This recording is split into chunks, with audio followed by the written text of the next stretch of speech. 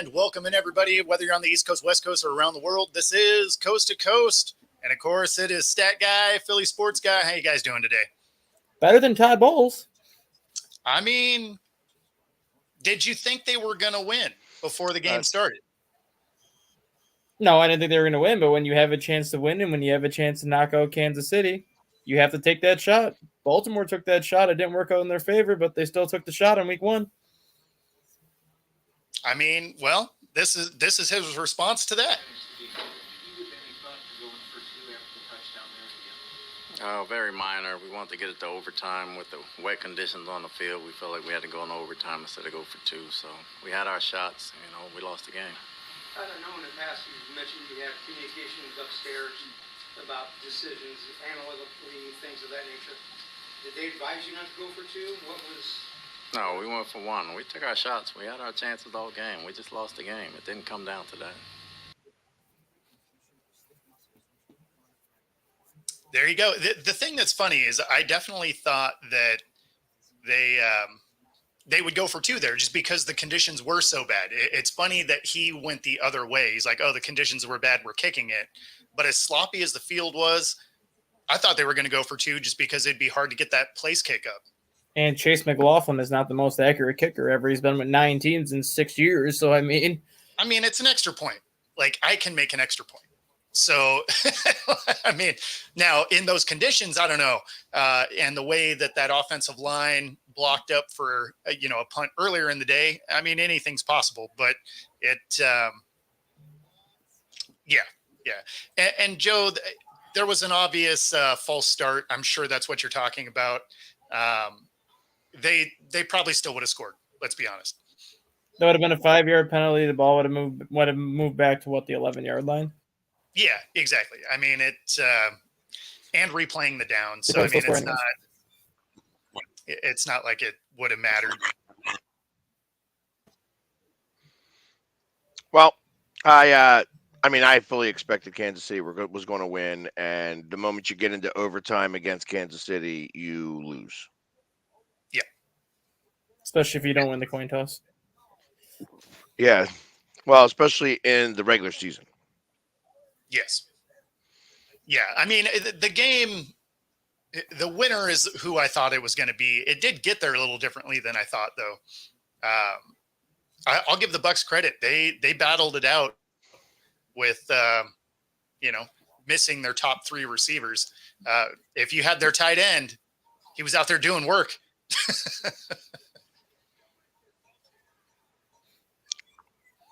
Yeah, well, actually, I wound up winning my fantasy league from yesterday.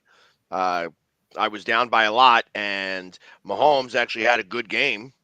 Yep. I guess when you have somebody that you can throw it to, like D-Hop, all of a sudden you can throw it to him a lot. Yeah. Yeah, D-Hop was balling out. Yeah, now you're going to watch the situation now where D-Hop's going to ball out this year in Kansas City. He's going to be like, oh, here you go. Here's a 3-year extension. We'll pair you with Rashee Rice the next 3 years.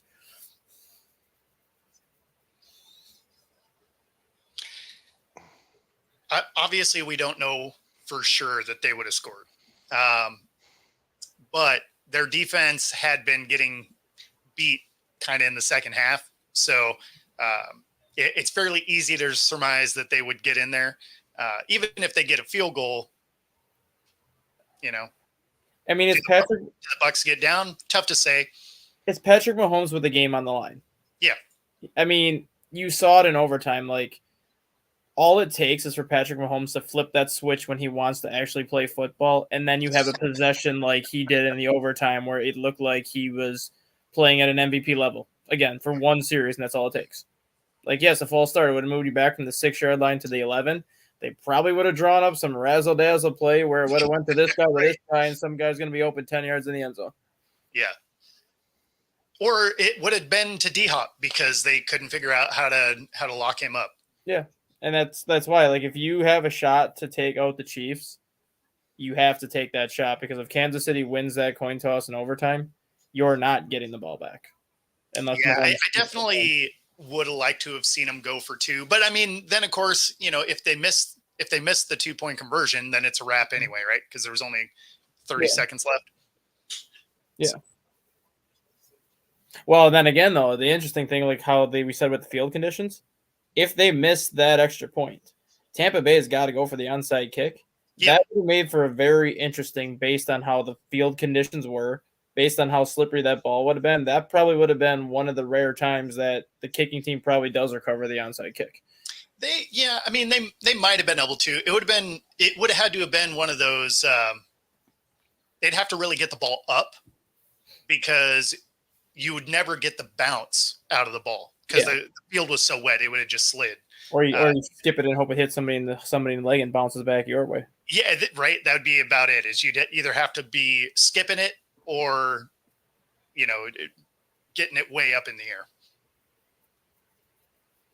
But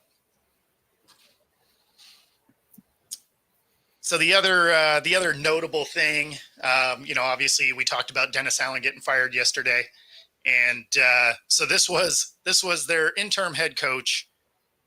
The fans have been giving up on this season. Listen, they should be pissed off. I'm pissed off. The fans should be pissed off. The people in New Orleans, the people of Louisiana, no one should be happy. And I think this city deserves a winner. They know what winning football looks like. And, it's our job to bring that back. And my message is this. Here's what I can't promise a lot. I can promise passion. I can promise fight. And I can tell you that team's going to go out there every Sunday. And that's going to be clear that we're going to have a team that's full of passion and a team that's full of fighters. That I can promise you. Now, the football's got to get better. The execution's got to get better. All right. But we're not going to lack those two things. We're not going to be boring to watch. That I can promise you. So, You sure? Are you sure? I mean, in his defense, they're not boring to watch right now. It's actually kind of comical to watch them right now. Yeah, I was going to say it's not because they're good.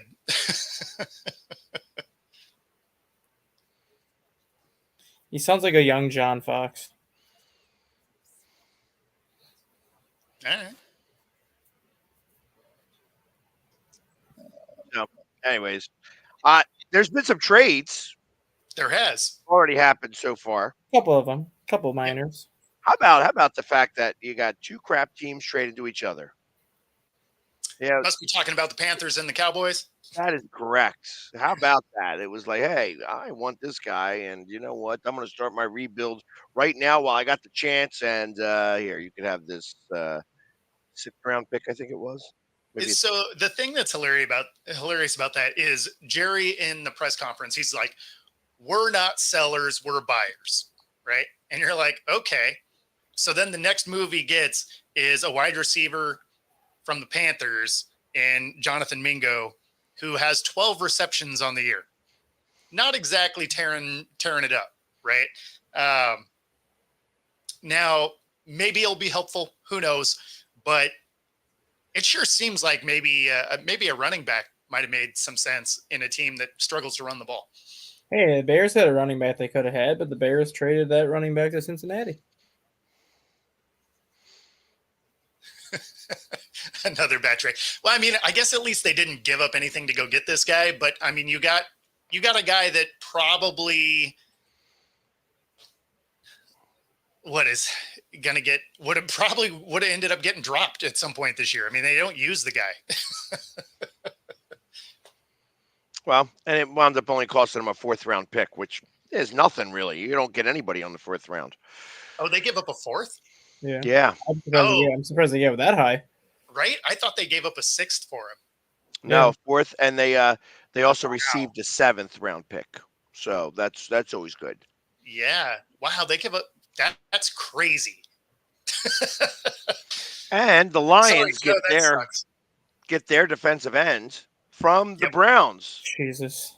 But not the one you were thinking. It's exactly. It's Darius Smith. Well, that's still a nice pickup though, because Darius Smith is still a really good player. Is he really good because of Garrett? No, because even last year, when Zadarius Smith was in Minnesota two years ago, 2022, Daniil Hunter was hurt. So they brought in Zadarius Smith, and he ended up with 13 sacks that year in Minnesota. So, I mean, he's proven that he can be like the top pass rusher on their team. When he was in Green Bay, he was averaging 12.5 sacks a season, but he was paired with like Preston Smith and Kenny Clark, so he had help that way. Last season, I think he had like 10 sacks with Cleveland, but having Myles Garrett helped. But the one time that it was really just him on his own, he ended up with like 12 and a half or 13 sacks in Minnesota, and that was after Danielle Hunter got hurt in week 5. Nope. I mean, the rest of the defense is good anyway, so I mean, it'll help him get home. Yeah. It's not like the rest of the guys are a liability. So No. I'm trying to see how many of there are on the trade tracker, if there is even a trade tracker, because things are. So one interesting thing for the Raiders, they get a assistant in Norv Turner coming in, signed earlier today. Is he going to be the offensive coordinator now or what? No, but he's going to help advise on the offensive side. So he's secretly going to call plays without physically calling plays. He's going to recommend what play to call, and then the coordinator's going to be like, Norv Turner said we're going to run this, so let's run this. Yeah.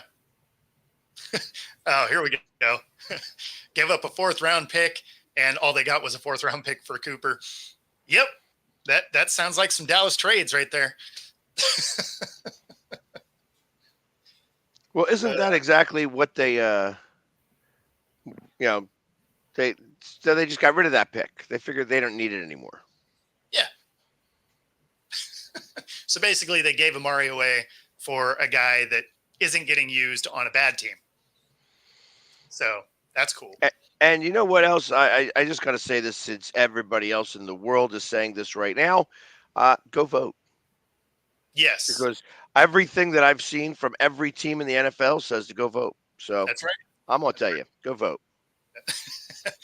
And that's today. We get to watch that dumpster fire unfold. No, we don't. We'll watch other stuff.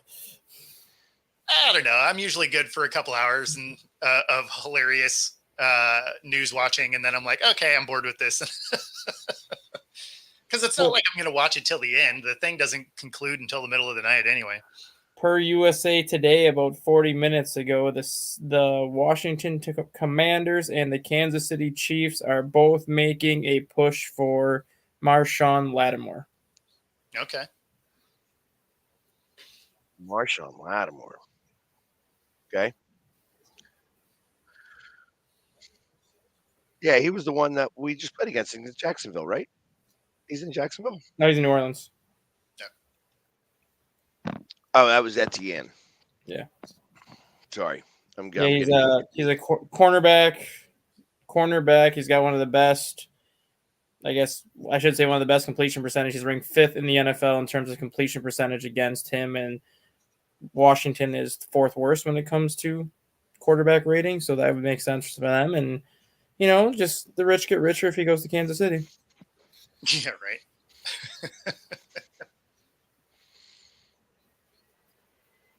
So, it's funny. I just read this thing on Twitter, since I happen to be watching Twitter right now to see what happens in trades, because obviously that's the only source that you could do that. And I just read this one tweet that happens in real time. that it makes me laugh. That tomorrow morning, are they going to do a gender reveal, and it's either going to be blue or pink? Yeah, probably, mostly. Yeah. That'd be hilarious. I tell you, it's that was kind of funny to me. I was like, okay, that's saying something there. But so interestingly enough, as we are awaiting trades and things like that are going on, I was hoping to actually have somebody come on today to talk to us for a little bit, but it didn't work out today. He should be coming on here in the next week or so. But I was able to get somebody on the hook who I've been trying to for a minute. So, I'm not going to release it, but I am going to tease a little bit. Right on. So, but I believe today also opens up free agency, does it not? Are you talking for baseball? Not yet. So right now you have I think it's like the teams can. It's I don't know what it's called, but it's where the teams can tender like their own players to decide Yeah, who they're going to yeah, keep. they can who they're re-sign gonna their own release. players. It's kind of like the NFL's pre-tampering Yeah. period.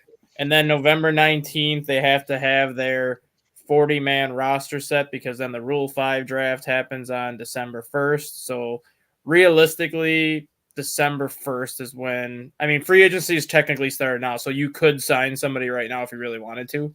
But realistically, free agency will start like December 1st once you get through this initial first phase here. Because you had all those like all the qualifying offers came out on Monday. So now the players have like 10 days to decide if they're going to take the qualifying offer. And if they don't take that qualifying offer in 10 days, then they get posted as regular free agents. And then you go through the Rule 5 and then you get to the free agency.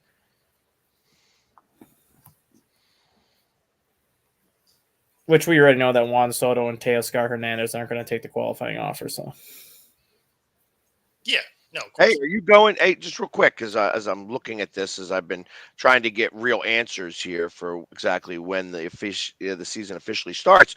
But are you going to go to the opening games between the Dodgers and the Cubs in Tokyo? if I can get it covered, yes. That'd be cool. I'm already talking to the website that I work for on it. They might be able to pay for the actual hotel and stuff like that, which would be fine. It'd be the airfare that I got to cover, and that's not necessarily the cheapest thing in the world to go to Japan. So No, of course not. It's right around the corner. You should be able to get that for like under 100.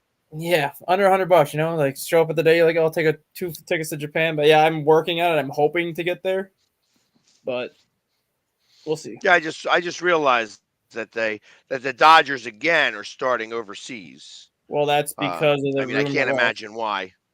I Well, can't imagine why they only got 2 Japanese players and they're going and to go about to to be Japan. and about to be 3. Why? Who are they getting now? They're favored to get Roki Sasaki, I don't know who that even is. 22-year-old Japanese right-hander who's going to get posted on December 1st. He's throwing 103, 104 miles an hour as a starter. Threw 5 complete game shutouts last year, 2 perfect games, and a no-hitter last year in Japan. Wow. He's been pitching professionally in Japan since 17 years old. He was on Yamamoto's team the last season before Yamamoto went over to the Dodgers. Crazy. He's That team fine. must have been a good team. Yeah, they were a very good team. Did they win the championship? I believe they did. I think they were 92-37. Okay. He's a very, very good pitcher. Well, cool. That's what they need to get better. Yeah. Listen, and listen, they were very beatable. They were absolutely beatable. You know, They were. it's just the Yankees couldn't do it. Yankees were sniffing themselves is what they were doing. And the problem is now, like, you had a chance to beat the Dodgers because they didn't have really any starting pitching. Now, Shohei's going to be back.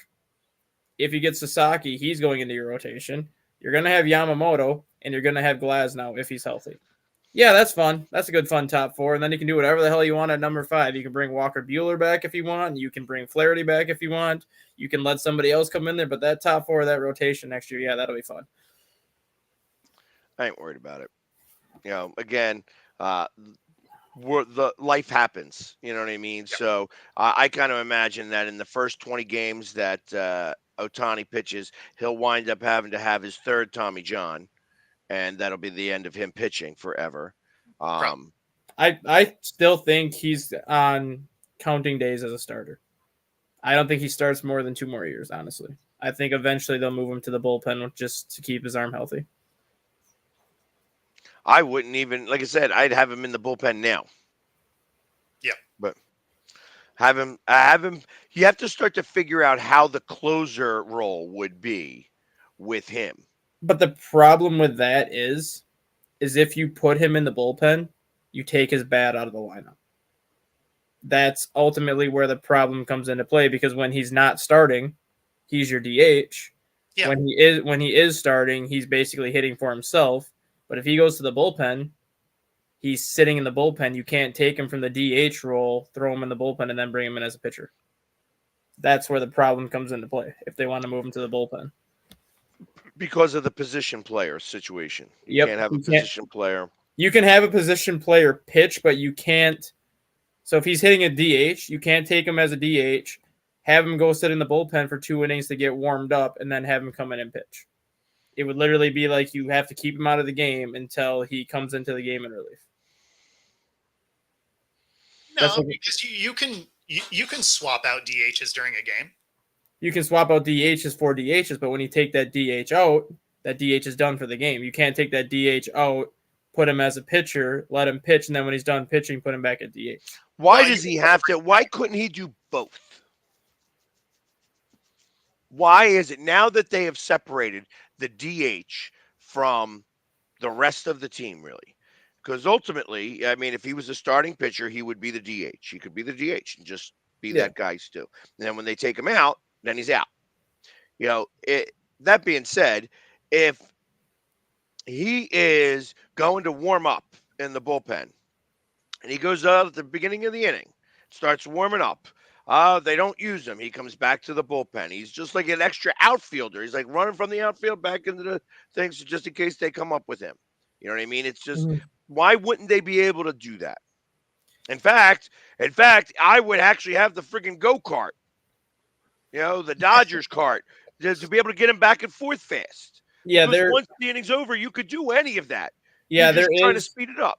There is. I don't know what the actual reasoning is, but when it comes to like a DH going to the bullpen, there is a rule where you can't go from DH to pitcher and then back to DH. That's where the Dodgers have to be like, if we're going to use him, can we afford to take his bat out of the lineup knowing that we won't be able to put him back in? Because he can start the game as a DH.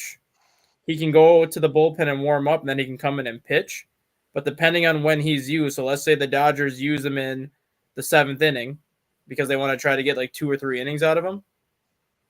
If they took him out after 1 inning in the 7th, they would not be able to reinsert him as a DH.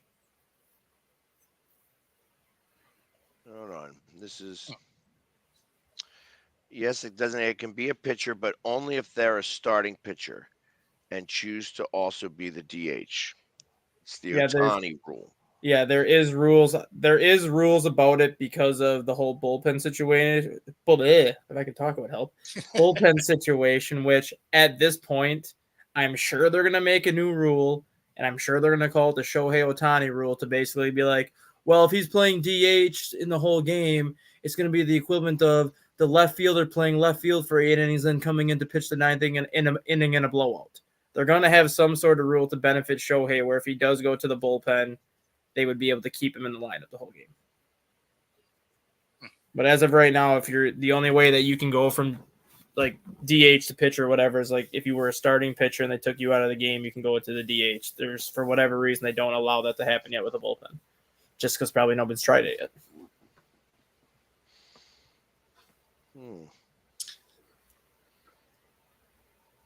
I mean, I don't know. It seems like you should be able to, especially now that it's saying that you can't, and it's I'm looking at this up on right now. It's not. I mean, I googled it obviously, and it's like AI answered. So I don't know that. Not Allen Iverson either, by the way. It says that it gives a whole bunch of things that you're able to do, but it says a DH player who bats in place of the pitcher doesn't play in the field. The DH can be moved to a fielding position during the game, but the team loses their DH status, which means that the pitcher would then have to bat from there on out. The DH can't be used for any position other than the pitcher, which again would have been interesting if you could DH for your, right fielder who stinks right now and have him, have a DH and Ohtani who's pitching. But then I guess you'd be stuck with Ohtani either way. Yeah. I mean, I guess that's where you use it. Like if you were going to do it, you use him as a closer instead of the bullpen. Yep, because then you could leave him in your batting order for 8 innings and then basically use him the 8th and 9th inning. Exactly. It Like, says I could see that. Yeah, relievers cannot be. And it's weird that they're wording it that way, that relievers just can't.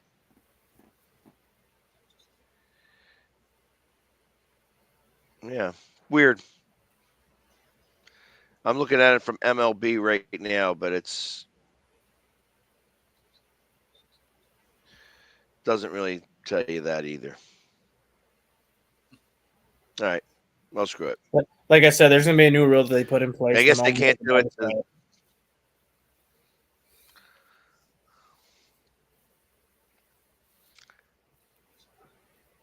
Justin Fields. You would trade for Justin Fields? Did I just read that right? Okay. Good for you. Yeah, well, that's because Dak has a hamstring injury and is likely going to hit IR. I mean, is Joe a Cowboys fan? Yes. Yes. He already has Justin Fields on his roster. His name is Trey Lance. Yeah, but Trey Lance stinks. He stays healthy though. He does, but Trey Lance doesn't. Trey Lance is good for a game and then he's done for the year. So I mean, I actually get what he's saying here because I mean, you know, it's not like the Steelers are using him. The thing is the Steelers aren't going to realistically want to get rid of him because then who do you have if Wilson gets hurt? Not that Fields is great, but it's better than nobody. right. Well, and there you have it. So, still no trades, by the way. I keep looking. I figured that there's going to be. There'll probably be nothing happening till probably like 2:00. Yeah, that's all these teams are probably making all these phone calls right now. They're probably being like, "Oh, we'll give you this for this," and then the one GM's like, "Let me think on it." And then 2 hours later, they're still thinking on it, and they're like, "All right, what do you want? Seriously, like, come on now, what do you want to do?" And then they'll be like, "Oh, I'll do this. Okay, done." By the way, do you think they give Garrett Cole the money? He already opted in. No, he opted out. No, did you get the alert yesterday? No. He signed back. He went back into his contract. He opted out for like 48 hours, and then he changed his mind and said he'll honor the rest of his contract. I thought they were just. They were going to make him honor it by giving him $36 million more. That was the way to do that, right? I thought that was the way that happened. Yeah, it just says after triggering his opt-out clause, Garrett Cole has elected to stay with the Yankees 36 hours later. Gotcha. It was basically a bluff on Garrett Cole's part. He basically said the grass isn't always greener on the other side. It is for me. Actually, that's not true. I just like all grass. on a football note, why does this continue to happen? The execution, everything's great. Oh boy, he dropped that ball. Because That's close. What happened to finish in the play? Just Definitely gonna take a get peek through at the that. line. Like, why are we in There's a such a good view. hurry to drop the ball? because you get called for excessive celebration every time you do something. It is. Terry McCauley, what are you seeing? Yeah, Al, I see he clearly drops the football before it breaks the plane. Now, what we have to go through is see what happens to the football after that. If the Jets recover, it's a touchdown. So it ends up being a turnover, right? Yeah. I just, it happens every couple years, and it just doesn't make sense. It's because It's not like it's a new thing. It's not like it's unique to the NFL. Like, what the hell are we doing? Just hold on to the ball, run through the stripe, and then do whatever you're gonna do. It's because you get 15-yard penalties every time you try to do something now. You look at you run the ball into the end zone. And you look at You're You run allowed the- to celebrate. some depending on the referee. There's times where I swear like you look at the referee wrong in the end zone, he's gonna throw a flag on you. So that doesn't explain letting go of the ball, because I can tell you 6 points and a 15-yarder is better than no points. Yeah, I know, I agree there, but it's just like some of these players are like, all right, I'm gonna score up. Let's just drop it here so the official gets the ball. Yeah, well, you could do that 2 steps later and not get a penalty and score points. Like, Yeah, what are you talking about? you see it a lot in college too. It's getting bad. It's just, it doesn't make any sense. I mean, you know, especially because a lot of these guys are track guys. Keep pushing until you get through the stripe, right? Like, put the chest out, get the win, then do whatever you're going to do. I don't know. I always find that irritating. It's just like, come on. Now, you know, it didn't matter, but still, if you end up losing that game, you look directly at that play. If you end up losing that game, Aaron Rodgers is going to pack your suitcase for you and kick you out of New York. You don't have to apologize to me for mentioning Deshaun Jackson. I don't have a problem with Deshaun. He was great while he was an Eagle. He could probably still play if he was still in the NFL. Probably could. Probably. Especially with the new kickoff rules now. That guy could easily still be a kick returner now in the NFL and a punt returner. I'm surprised that they don't have Tyreek Hill return kicks. He's refused to do it. Huh. Yeah. Yeah, the one time that he tried it, he got the ever-living shit kicked out of him and got knocked out. That was obviously before the new rules were in play, but after that, he's like, no more of this. Do you think with the new rules, the way they are, that what's his face from Chicago would have had as many? Devin Hester? Yeah, I think he would have had more. That's what I was thinking. I think he'd have more with today's rules. Yeah, there's just no holes, though. Well, but once you get past the first line, like if you can get past the first line, there's nobody. That's right? the thing with Devin Hester is whenever he touched the ball, he had a chance to break one. And when you look at the new kickoff rules now where a touchback, you used to get the ball to 20. Sure. Now a touchback, you get the ball to 30. Yeah. And now if you don't put it inside that little landing zone where they always show it on the TV, like where that yellow box is where the ball has to land inside that, you get the ball at the 35-yard line. So now teams are going to be like, do we risk giving this team the ball at the 35? Or do we kick the ball 6 yards deep in the end zone, have Hester catch it, and just see what he can do with it? Because at that point, if he runs it back out to the 40, 45, it's essentially not much more than if you can have a 10-yard penalty from 35. He'd get more chances, in my opinion, to run it back, and the more times that he would touch it, the more likely it is that he would break one. I actually would say that you kick it 9 yards deep, and the moment he gets it. See, the difference, the reason this rule is a little funny where that the receiver has got to make a first move. It's not just catching the ball. He's got to make that first move after he catches the ball. Now, if he happens to drop the ball, that's the first move. You know what I mean? If he flubs it. But or if it hits the ground. There's not no, that's not the rule. They release the player as soon as the ball hits the ground. I tell you, I have not seen it that way. They've had to get the ball before anybody moves. No. If it lands in the end zone or the landing zone, soon as that ball either is caught or hits the ground, the ref releases the players. Like the ball is now live. Yeah, the thing that Hester had going for him, though, back then was the kickoffs were kicked from the 30, not from the 35. So you actually had to kick it 70 yards just to get it to the goal line, as opposed to now you're kicking it 65 yards to get it to the goal line. And most kickers now, when they kick, you're kicking the ball 74, 75 yards, so it's going out the end zone as it is versus a 74-yard kick back then. That's only 3-4 yards deep in the end zone, and Hester's taking that out every time.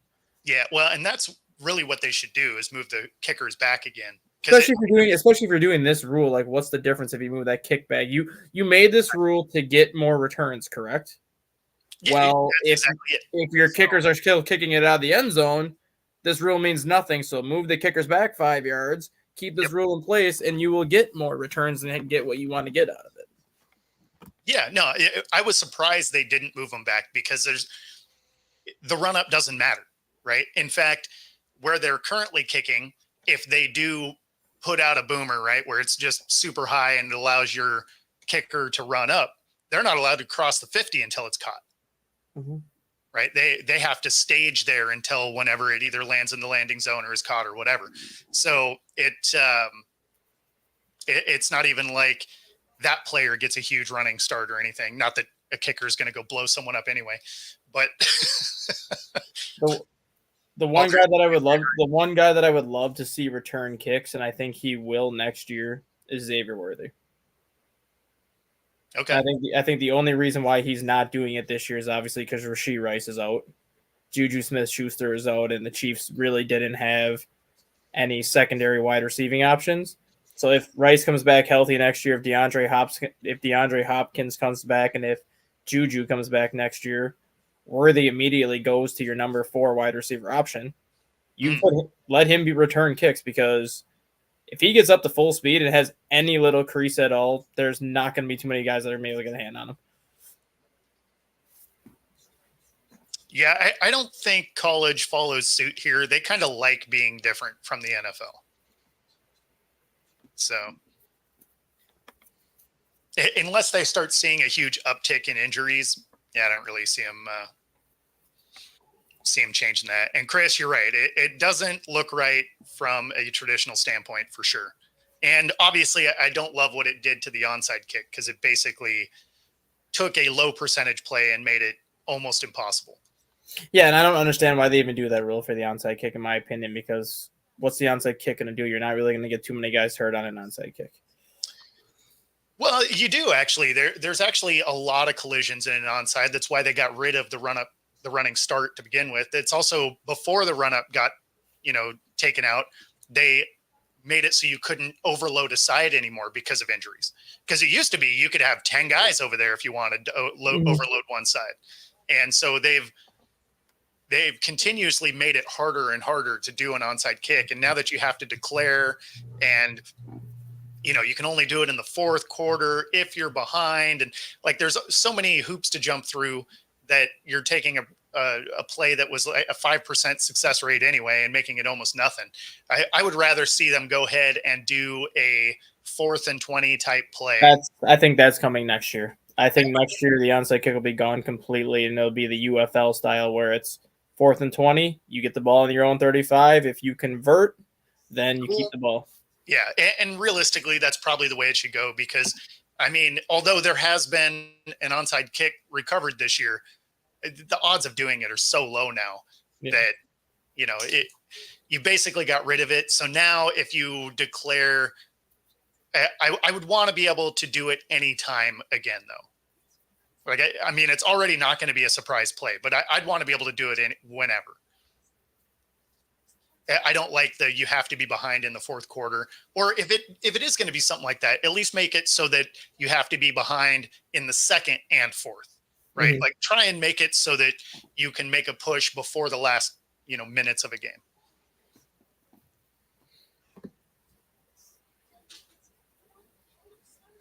Yeah. It's weird. I'm looking at some of these things that kind of piss me off as I'm reading them out loud. The Cowboys traded a 4th-round pick for Jonathan Mingo. Yes. The Jets traded a conditional 3rd-round pick for Hall of Famer Devontae Adams. The Chiefs traded a conditional 5th-round pick for Hall of Famer DeAndre Hopkins. And the Bills traded a 3rd for 5-time Pro Bowler Amari Cooper. And the Lions traded a 6th-round pick for Zadarius Smith. Yeah, but he was going receivers here. Well, yeah, I know. But I'm just saying, like, that just follows the whole trend. Like, all these deals with good players, it's just like they're giving them away for freaking nothing. It is weird. It is weird that nobody's really getting any capital in return. Especially like the Hopkins, Cooper, and Adams trade. Like, you could have easily gotten 3-4 picks for Adams. Probably 3 picks for Hopkins. I mean, a few years ago, sure. Yeah, I still think you could have if you really wanted to. Well, I disagree, because this is happening all over the NFL, which means nobody's trading anything.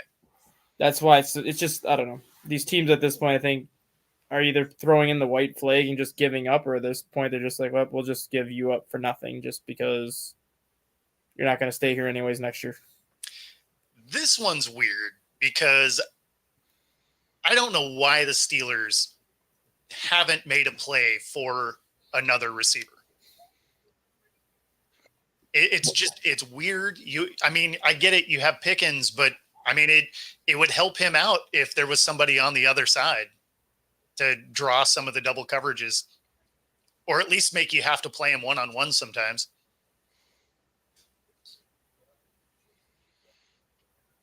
Oh, I got to get off of this thing. I keep looking for football, and I just keep seeing politics. Oh, So. yeah, that's why I shut it down earlier today. I was just like, I even have most politic things muted, and it's still dominating because that's today, right? So right. it's I'll be so happy when the day is over because then I don't have to watch any more of these frigging commercials.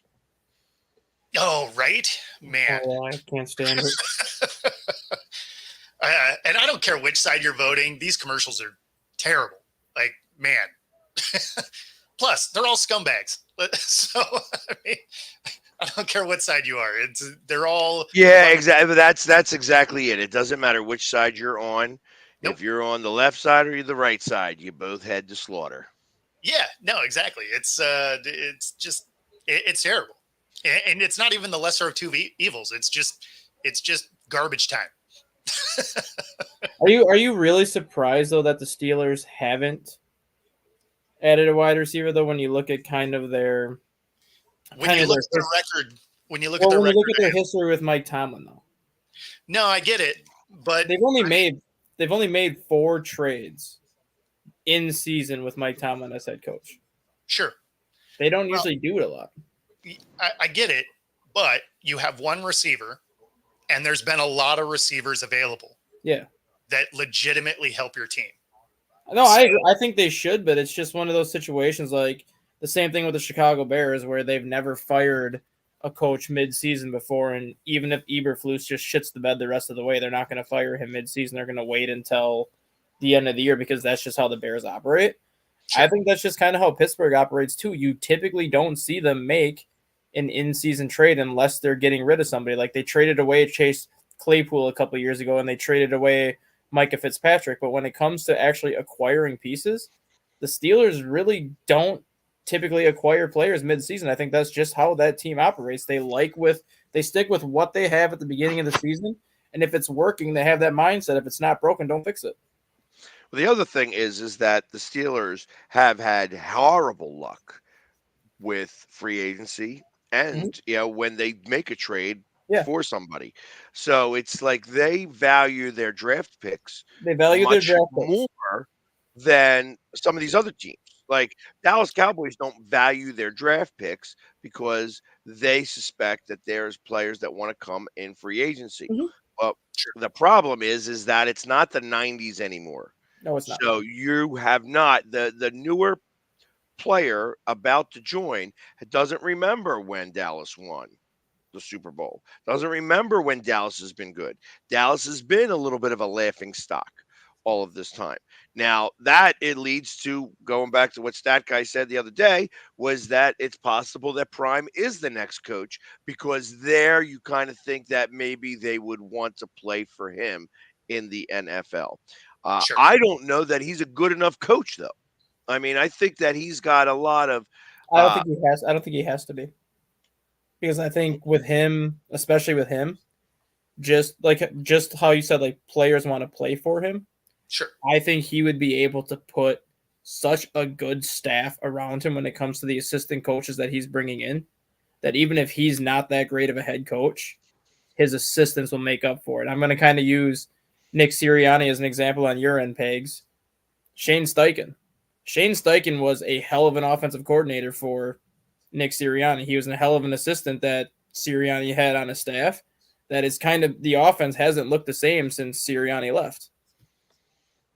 You mean since Steichen left? Steichen, since Steichen left. And I think that's going to be the similar situation with Prime, where if he does get the Cowboys job, he's going to be able to put such a good staff around him that he's going to let the offensive coordinator run the offense. He's going to let the defensive coordinator run the defense. And he's just going to kind of sit there and oversee everything and just kind of take a back seat and ride the success of the assistants that he brings in. I mean, if it works, hey. Yeah, but how long does that last for? You got to think about that now, too, because obviously you have 2 good coordinators in there. It'd be like the Eagles. The Eagles have lost coordinator after coordinator after coordinator. It depends on how much success he has. If he has 3-4 years at best, and then if he has like instant revolving door. Yeah, if he has like instant success, like in year 1 or year 2, it might be like a 3-year thing where he's good for a couple of years and then kind of goes downhill. But if it ends up being one of those situations where it's like a steady rebuild where it takes him 3 years to get that team competitive again, he'll probably have that staff in play for a while just because they know they're going to take their bumps along the way. I think it just depends on how much success he would have right away. So say we're going down this road, he does get the job. how many of these people, these players, does he just blow out of there? Because he obviously doesn't care about keeping players and staff intact, right? Like he's fine with blowing guys out. Mhm. And so, a lot of these players are not necessarily in long-term deals, right? I think the only two that he would want to keep around are Parsons and CD. I think if he gets that job in Dallas, he's going to try to get Dak Prescott out of there so fast. He's going to try to get Shedeur to go to Dallas. There's rumors that what's his face might get traded. Dak? Today. No. Parsons. Yeah. Oh, the deadline is 4 p.m. Eastern, right? So, it's it would have to be today. Well, Yeah. no, obviously, I'm just saying that, but he may get traded today, is what I'm saying. Is the fact that he may even get traded, that Dallas may choose not to re-sign him. Yeah. That it's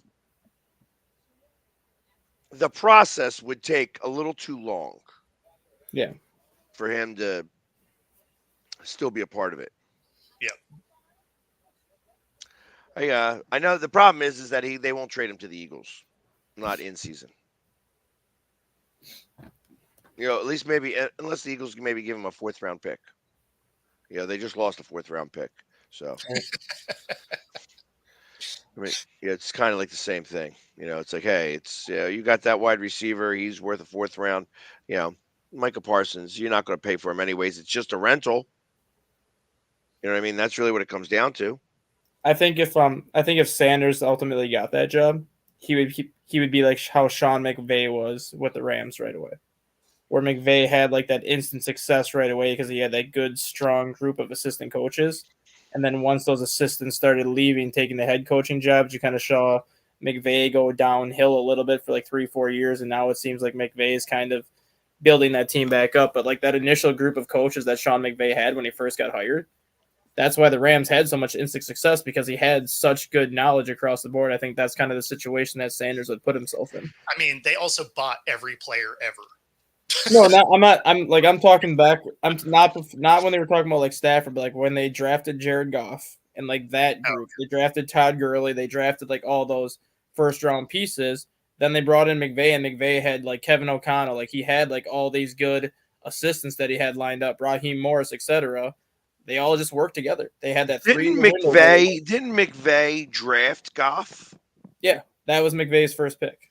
Right, exactly. Yeah. He was the first pick in the draft, and he drafted him specifically. And that was after and not many coaches really get that opportunity to be like, hey, I get whoever I want to get, and And that was, he put that staff together, and he felt like Goff was the best fit for that staff, and that staff worked well for 3 years. They got him to the Super Bowl. They lost. Didn't get back until they traded Goff for Stafford. But that's going to be, I think, that's the only way I think Sanders would succeed as a head coach, if he follows that McVay blueprint, where you basically try to get as many of the top assistants as you can lined up on your team to basically just run that team for you for 3-4 years. Yeah, I don't know about that, but I hear what you're saying. I just don't believe in it. I don't think that that's really like McVay was so successful because he was the offensive coordinator. They may have had somebody who was an offensive coordinator. Yeah, he was the offensive coordinator. He was the offensive coordinator, and he was very astute in being able to make plays that they'd be able to run really well. So it's like it was. Obviously his first year in with Goff, he had a rookie quarterback, rookie head coach. He had to figure out what he wanted and what he couldn't do. But after that, you could tell that 2nd and 3rd year, they were making strides. At 2nd year, they were really a contender to maybe go to the Super Bowl. Mm-hmm. We beat them, a couple of times. And then I think they made the playoffs and lost, but and it's like it's been him that's kind of doing that. Now he got away from the offense as much because he's playing full head coach, And I think that's the problem. I think that's the problem with having an offensive coordinator as your head coach. They can be a really good offensive coordinator, or they could be a really good head coach. They can't be both. Yeah, it's why we haven't had Jay on much this year. Because Cowboys. Jay shows up. Jay shows up when Dallas wins. Yeah, and that's only been 3 times this year, so it's been a pretty rough go. that's right. And yeah, they weren't ever actually going to let Metcalf go, especially in the receiver trade market that we currently have this year. They're not going to give him up for a third. Like, Well, I think that's more of a bluff on Seattle's part too. They just kind of say, "Oh, we're willing to listen to what." oh no, they out now said they weren't. Just to see like what you could get for him. No, they said that weeks ago that they weren't interested. So it's that was just every talking head ever, like, oh, they could get this for DK, or this team needs DK, or whatever.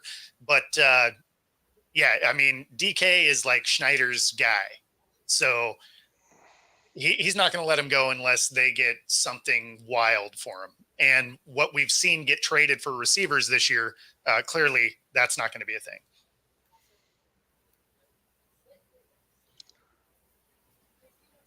Oh, Mahomes had another ankle injury. Yeah, the field was so sloppy, right? He was scrambling and he plants, and it did kind of a weird inside roll. He got helped off the field, but then came back in the next series anyway. They gave him a steroid inside the tent, came back out there, and looked like he was never hurt. Pretty much, yeah. Yeah, I mean, he went into the medical tent. They probably retaped the thing, and then for the next series, he came out and was fine, obviously, because puts together a winning drive. Go figure. Hey, another news: Derek Carr made history on Sunday. Yeah. Mm-hmm. He's the He's first the first one quarterback to in get NFL history. Oh, to lose to 31 teams. Yeah. Yeah. 31 different teams. He's the first quarterback in history to lose to 31 teams. The only team he has not lost to is the Raiders, because he has not played them yet since he got traded to New Orleans. Nice. You would think that Fitzpatrick could have been that guy. I mean, but you got to lose to win that record. And Fitz, he did a lot of losing. He did a lot of losing, but I mean, he found ways to win. Whereas when Carr was with the Raiders, they routinely had one of the worst defenses in the league. Yeah. They did a lot of losing. Well, now with the new interim head coach and all those decisions being made that way, I mean, does Carr stay? Well, he's got another year, right? So I think would you stay? I wouldn't even stay. I would drop him. I'm sure he's got another year. It depends on the cap hit, because the Saints are already in salary cap hell. I don't know if they can put themselves in even more salary cap hell. Yeah. Well, and I mean, it also makes you wonder what it is they're doing moving forward, coaching wise. So you probably don't want to do any drastic quarterback changes until you kind of know who's going to be in the building, because you may have a coach that comes in that likes Carr. Yeah, I mean, if anything, I could see Kamara getting dealt in the offseason. Sure. For picks to help that team, and Kamara's getting paid, I think, $36 million over the next 2 years. So that would at least be some cap relief right there. Yeah, I wonder what the actual cap relief would be, though.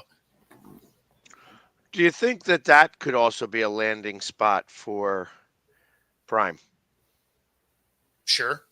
Yeah, I could see that. Yeah, especially if they wanted to move on from Carr. And it's one of those situations. I'd be willing to bet whoever gets the first pick in the draft is going to have a really good opportunity to land Prime as their coach. Yeah. I mean, if it all ended today, it would be the Patriots. Yeah, so if the Saints traded away Alvin Kamara this offseason, they would save $28 million in cap space. He's got a $10 million cap hit next year, an $18 million cap hit in 2026, and then an additional $8 million in 2027. So they would save a shit ton of salary cap space if they got rid of him. Yeah, but he's worth every bit of that $28 million. So why would you bother? Exactly. He is, but if you're in rebuild mode anyways, and you know you're going to need cap space to basically help rebuild your team, he might be your only logical option to move on from. Yeah, but if they drop Carr, just dropping him. I mean, I thought you were looking at the Saints, money situation. Yeah, if they drop Carr, his cap hit it's dead money. It's like $23 million in dead money that the Saints will have to cover it, which they're already in salary cap hell. As of right now, I think the Saints are $9 or $10 million over the cap right now. Yeah, going in next season. Yes. Can you afford to take on another $23 million to put you $32 million over the cap at that point? No, it wouldn't be like that because they owe him like 35, 40 million. So he would give you a cap hit, but they'd save some money. Yeah. But He's getting paid like 45 million a year, or like 40 million a year, maybe even 36. Yeah. You know what I mean? So if a 28 hit would save them still 12 million. But it's still a lot of money to take on when you're already almost $10 million over the cap. Yeah, but hey, listen, if you're going to go start with a new quarterback, you know what I mean? You might as well. That's why I think they keep him around, because I think starting next year, I think you're going to see a lot of teams take not necessarily the Green Bay Packer approach, but I think you're going to see a lot of teams start drafting a quarterback and not starting him day one. Or I think you're going to see a lot of teams are going to be drafting a quarterback where they have a guy like Derek Carr, who's in the final year of his deal. They're going to draft his replacement. They're going to sit that replacement behind Derek Carr for 8, 9, 10 weeks, let him learn, and then you just turn him loose as opposed to starting him right away. Yeah, I mean, they could do it because if it were to all be done today, the Saints would be the 3rd overall pick. Yeah, I mean, you got Jalen Milroe that you could be sitting at number 3. You have Cam Ward sitting up there. Sending 4-time Pro Bowl Marshawn Lattimore to the Washington Commanders. There it is. 1 minute ago from Adam Schefter. There it is. That upgrades that defense in a big way. A little bit, yeah. What are they getting in return for it? It does not say any of that. It just says the breaking news part from Adam Schefter. Yeah, we probably won't find most of that out until later today, really. 3rd round pick. Start. Most likely a 3rd round pick will be heading the Saints' way as part of the Jahan Dotson trade early in the year, plus an additional 6th round pick for Lattimore. So that's the Eagles pick, I guess, right? Yeah. It's the extra pick that they got from the Eagles trade. So essentially it'll be a 3rd and a 6th rounder for Lattimore, it looks like. Right on. Well, if you've been watching here on YouTube, be sure to like and subscribe. It helps us bring our content to you. And of course, if you are on Roku, stay tuned for the next hour. Happy voting tonight. We'll see y'all tomorrow.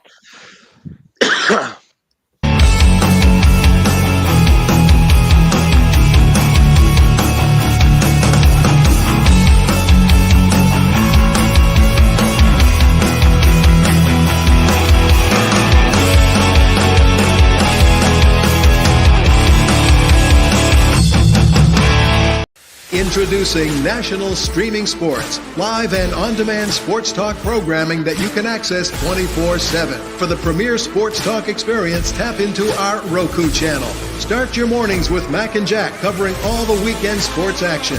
Then pour a cup and enjoy all the sports you can drink on the Coffee and Sports podcast. At midday, talk sports from east to west on the Coast to Coast podcast. Followed at night by some hot girl talk with Prim and Proper Sports featuring Sonia Pearson. Talk boxing on the Gloved Fist. Yankee fans tune in for Start Spreading the News. And there's more on the College Sports Huddle and Sports Scope with Robert Butler. There are 20 podcasts in all and 70 weekly shows giving us a 3.4-star viewer rating. To find us on Roku TV, search for National Streaming Sports on the Roku search bar. Click on the logo and you're in. National Streaming Sports, live